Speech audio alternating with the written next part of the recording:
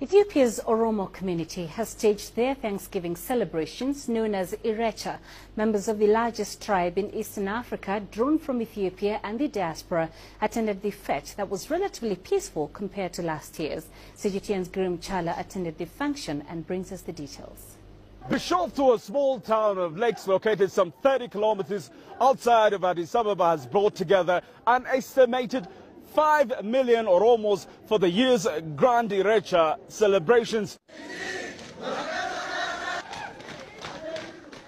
As it's enshrined in their culture, people of Oromo from different walks of lives, both from within the country and abroad, gathered for this glorious Thanksgiving festival. We pray that our holiday brings prosperity and happiness for all of us. The Irreechaa celebration is an exciting festival for anyone. Oromo people have a colorful culture and heritage.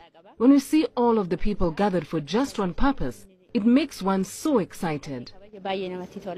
Usually the formal celebrations of Irreechaa here in Bishooftuu starts with Abagadas, also known as Gada Father's blessings. They bless the Oromo and the country as a whole for more health, wealth, and above all for peace, love, and unity.